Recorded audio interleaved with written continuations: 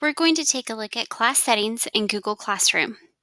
You can get to Google Classroom by typing in classroom.google.com or selecting your apps launcher or Waffle and then finding your Google Classroom app. Click on that and then you'll be directed to your Google Classroom main page. From there, you'll click on a class card to enter that class. In the top right corner, you'll see the gear icon to access your class settings. The class details opens up here, and I can modify any of these items if I need to. If you scroll down, you'll see the class code in the general settings.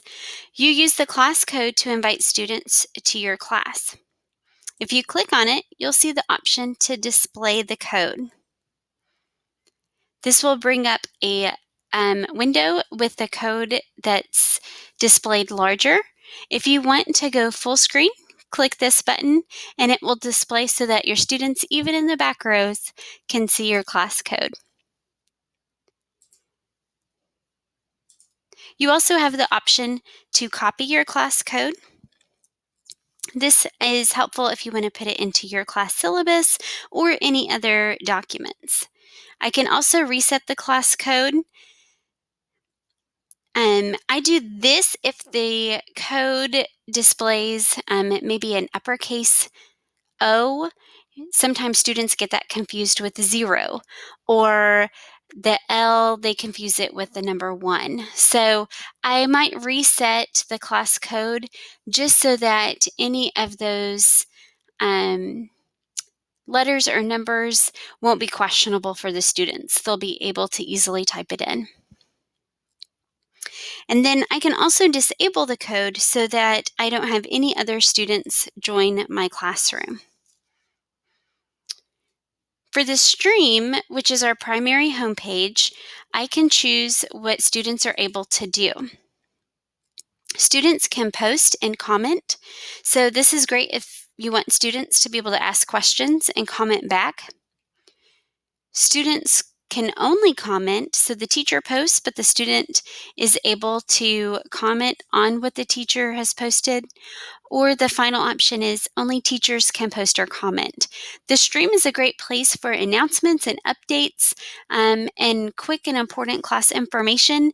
So it's really how you want to set up your classroom and how you want that stream to look like. I know lots of teachers who want to just post that information. And then if students have questions, then they email the teacher directly regarding it.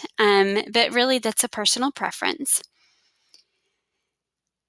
Classwork on the stream. This allows me to see a few things. It can show attachments and details. So anything I post to Google Classroom, whether it's an announcement, an update, materials, links, or assignments, would appear on the stream if I had this one selected.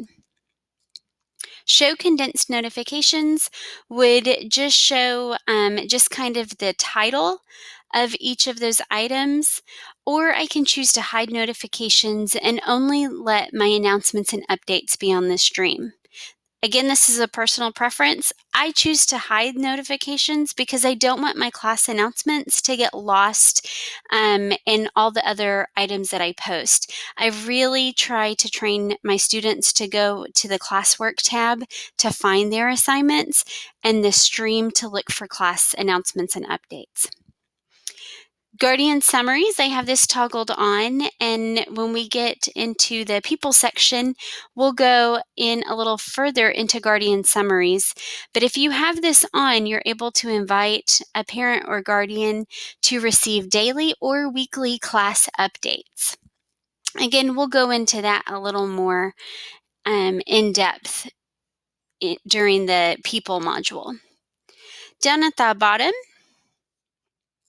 for the grading side of your course, you can set up grade calculations, total points, or you can have it weighted by category.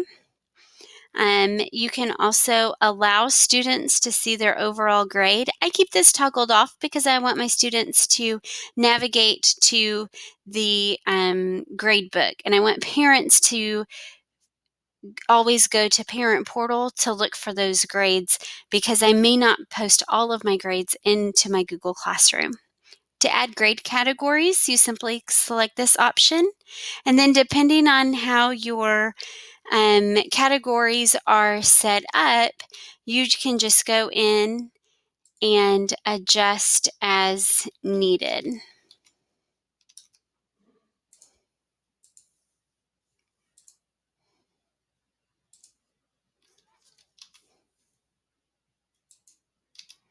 Okay, then I hit save. So those are the class details for setting up your Google Classroom.